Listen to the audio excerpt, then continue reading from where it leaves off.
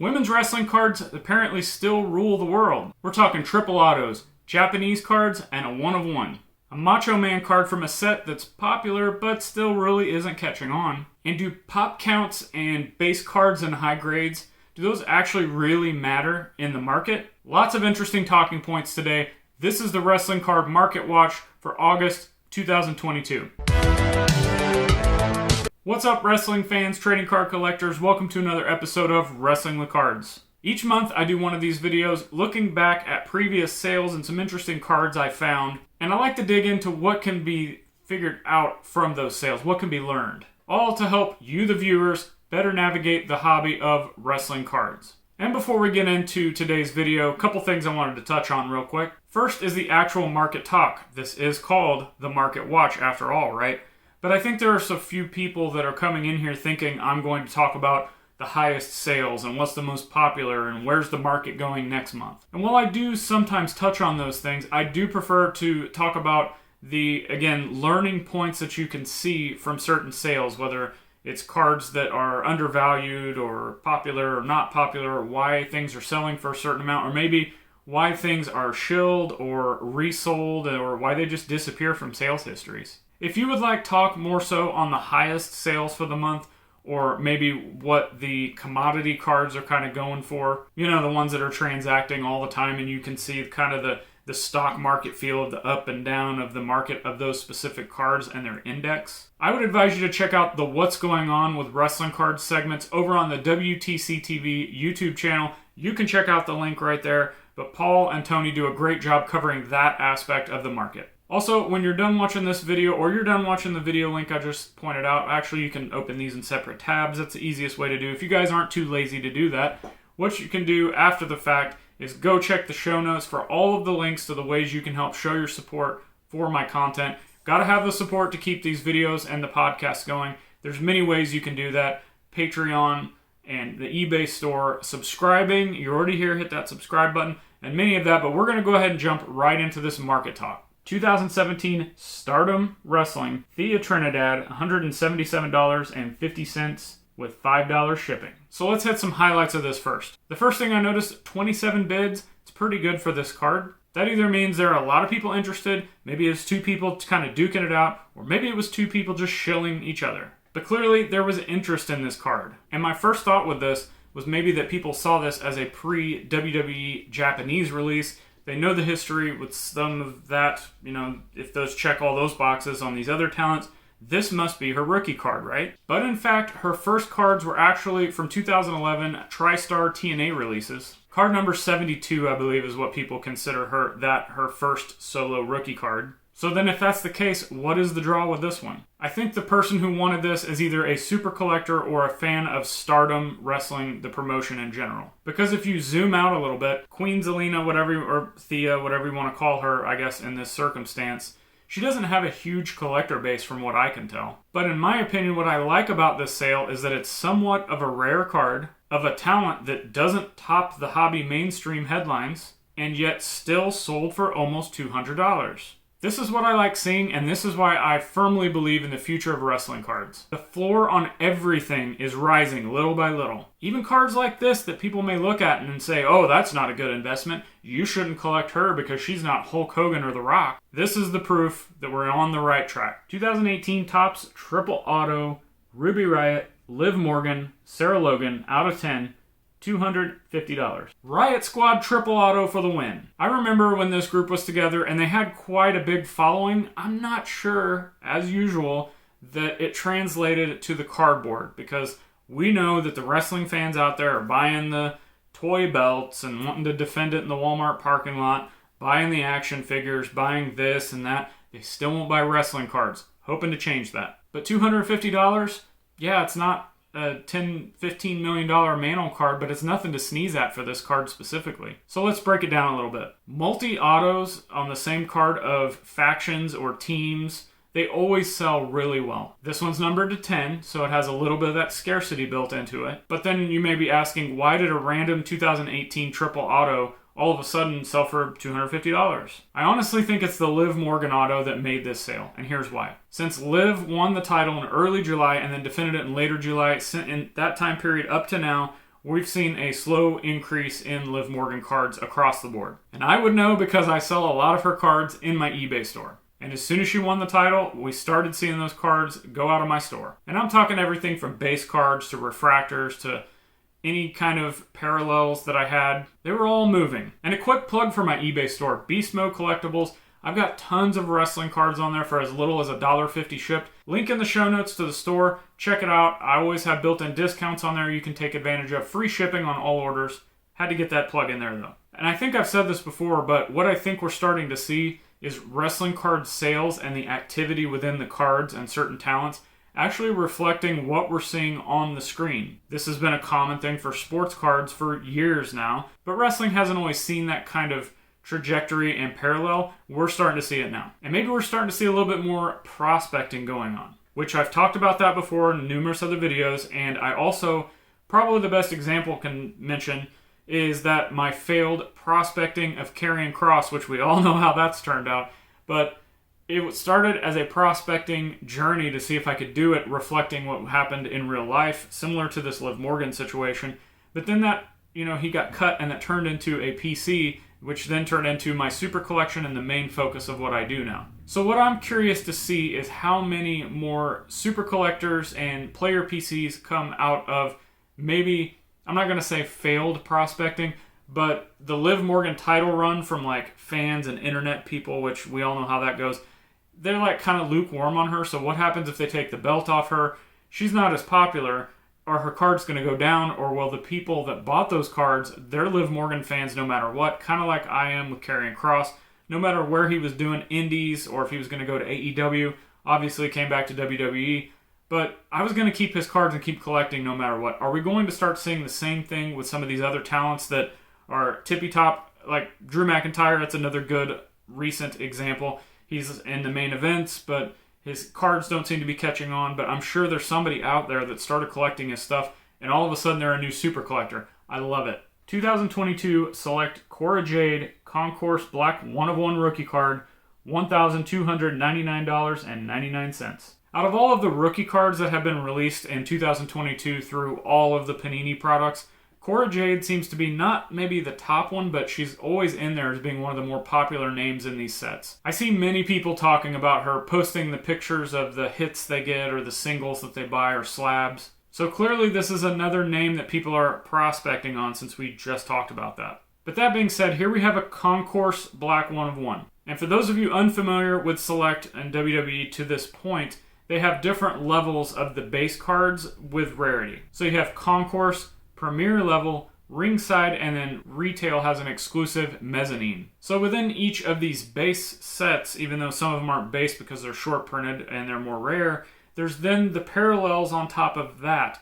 So you're having parallels of each single set and the multiple parallels we're used to. But then you're also getting parallels that we're not used to, like all the animal print. When you stop and think about it, that is a lot of cards. And then we start breaking it down. Okay, well, this product specifically has multiple 1/1s. 1/1s used to be viewed as really hard to find, literally a one-of-a-kind item. But times are changing, and I'm wondering if the collecting focus is also changing a little bit for a few different ways. I apologize for not having the article in front of me or to put on the screen here, but I've seen it talked about with some, I want to say it was a Beckett article, and another study that I had seen somewhere looking at 1/1s in modern product. And the numbers were staggering. Now, again, they were talking about sports cards, but I want to say it was like thousands of a specific guys. I want to say it was Trevor Lawrence from the Jacksonville Jaguars quarterback. I want to say since his rookie year, there's been like over 1,000 1/1s produced. And when you stop and think about, that's just staggering. And it makes you kind of think, are 1/1s actually that rare if there's thousands of them? Honestly, I still think it is, and here's why. You're always going to have a market for these 1/1s, no matter who it is, based on all the super collectors and player collectors that are out there. Not to mention, we've also seen a few different set collectors who are trying to get all 1/1s for an entire set. Really hard chase, but I love seeing it. On top of that, you have just the less quantity overall, which is contradicting to what I just said. But what I mean is the amount of 1/1s is lower than anything else, clearly. For example, in WWE Select product this year, I believe there are 20 different levels of 1/1s in the total. So we're talking the Concourse, Premier, ringside, mezzanine, and then the autographs, and then the inserts. If you take the one-of-ones from each one of those kind of tiers, I believe there's 20 different levels. But if you take that, so that's 20 total cards, how many total base card sets are there going to be out there after this is all said and done? Definitely more than 20. So that's why I say no matter how many one-of-ones are put out there, in the grand scheme of things, it's still going to be rare items for collectors. So then maybe we all of a sudden start seeing the shift in this. And yeah, there are, a lot of one-of-ones out there within wrestling. But maybe people start seeking those cards out instead of saying, I'm going to put this base set together. Or I'm going to go after this guy's gold. Or I'm going to go after, a rainbow or whatever. Maybe they consolidate what they're thinking, save their time and money, and put all of that into just the one-of-ones. Because, again, I've said there's always going to be a market for them based on the collector base out there. And they're always going to be more rare than just about everything else out there, no matter how many are produced. 1986 Monty Gum, Randy Savage, PSA 10, $2,975. However, a best offer of $1,299 with $14.50 shipping was accepted. The Macho Man. Clearly a legend in professional wrestling and a very popular name even within the hobby. That being said, I still think his cards are trailing some of his contemporaries from the same era. I've often wondered why on that, but we're not exactly going to discuss that today. Instead, let's talk about this specific card and sale. Monty Gum cards have somewhat become a meme within the wrestling card hobby. Yet the bigger names that are in this set, the Hogans, the Flairs, they're still selling really well. And I could be wrong on this, but based on my research and my knowledge, this Macho Man card is one of the highest selling Monty Gum wrestling cards that we've seen to date. If anyone has seen a higher one sold or knows of one, please leave a comment below. I would love to be corrected on that if I'm wrong. So this card specifically, there's only 78 total graded by PSA. And coincidentally, a day after this one we're talking about sold, yet another PSA 10 of the same card sold for just a little bit less. And this card's only a pop 3 in PSA 10. So it was interesting to see that we had the 2 of the 3 cards sell for consistent prices. Could this be a turning point for the Monty Gum wrestling card set? Is this the next vintage set that's not 82-83 All-Stars to maybe get some run? And going back to grading, they're fairly hard to grade from my experience, just like many other vintage cards. And speaking of that, let's get into the next card. 1991 Classic WWF Undertaker number 64 rookie card, PSA 10, $5,566.87 with $4.99 shipping. Pop reports, high grades, certain company slabs versus another company slab. All of these seem to have been very topical within the wrestling card community, specifically on Twitter in the past couple weeks. And what I mainly consider vintage, I've said it before, but just kind of a refresher, anything from the 80s up to 1989 and backwards, I consider vintage, specifically for wrestling cards. But we're going to throw this 1991 card into the mix, specifically for the discussion I want to bring to the table today. This Undertaker card is considered by many to be one of his rookie cards. There's a ton of Undertaker cards that came out in 1991. You've got the classic cards. You've got the UK classic versions. You've got the Merlin and all the different versions of that. You've got the US playing cards that came out in 1991. So the Undertaker has a lot of rookie cards that came out in 1991. This is one of the ones that stands out above the rest, and the reason being is the image. The posed images of him, for example, this card, or some of the ones in the Merlin cards, like when he's standing over the top of the casket, or when he's posing with Paul Bearer, the studio-style shots, those are always selling better than his traditional action shots that you see a lot of times. So for a while now, also, I've been a buy the card, not the slab kind of guy. Now, of course, if I can get a 10, if I send something in and get 9s or 10s, especially on vintage, I'm extremely happy for that. But when going out and buying one, I think that's where kind of my mindset changes a little bit. That being said, for certain cards, I am wrong, and it's my thought process is generally just not true. But then for maybe other people, sometimes it could be. Let me explain. So this Undertaker card, mass produced. It's a base card, it's not a parallel, it's not a rare one-of-one hit, case hit, any of that. And while it might not be quite as mass produced as like the sports cards from the same era, there's still a lot of them out there. For the most part, you can find this card any day of the week, anytime, in varying conditions on eBay for under $100. So you may be asking with this one, If I can go buy a card for $100 or less, be it raw or a lower grade on eBay at any given time, why would somebody want to pay over $5,000 just because this one's graded a 10? And it all comes down to the grade. With vintage cards, 10s are, I'm not going to say impossible because there's some out there, but a lot of the cards, specifically on the All-Stars cards, they're next to impossible, and there's a lot of them out there that have never been graded 10s. So if you get a really high grade on some of these cards, even though it's mass-produced, even though everybody can go get them any day of the week on eBay in different conditions, it does in fact make some of these cards rare. As the title says, this is a Pop 3 in PSA 10. And at the time of recording,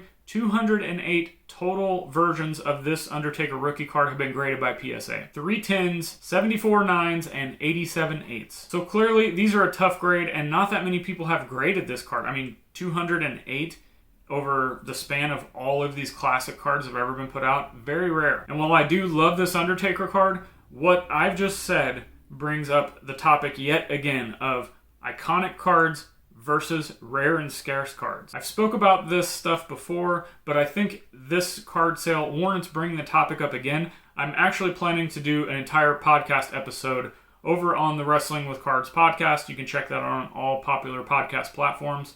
I'm going to do an episode just talking about kind of the mindset that goes in between. Do you want the iconic card? Do you want the rare and scarce card? And why people like both. But there are collectors out there who just go out and say, I want the highest grade of this specific card because I know how rare those are to come by. On the flip side, you have the crowd that says, well, this card isn't really that rare because I can go out and buy it in any kind of variation on eBay any day of the week for under $100. And they would argue that grading may be the manufactured scarcity of an item as opposed to a 1 of 1 or a gold prism out of 10 where there's a limited number of those things. So that begs the question, what would you rather have? I don't think there's a right or wrong answer, but I would love to hear your feedback and comments about would you rather have high-grade iconic cards or would you rather have truly rare and scarce cards? Again, let's get a discussion going below in the comments. I want to hear your feedback. Thanks to everybody for spending your valuable free time watching my video today. If this video brought you some value, hit that subscribe button. Give me a like. Make sure to share this video all over the place on social media. Feel free to tag me in it. Tell friends and family members. Share it in wrestling card Facebook groups or wrestling card Twitter groups or Instagram group chats. Just spread the word about Wrestling with Cards YouTube channel, and we're trying to get more people collecting wrestling cards. And before you get out of here, check the links in the show notes to all of the ways that you can help continue to show your support for all of the videos and podcasts and any kind of content I'm putting out. It does take a lot of time. I'm looking for your support to keep these things going. But until next time, after you're done checking the show notes and the links, click the videos on the screen to continue watching more great wrestling card content. We'll see ya.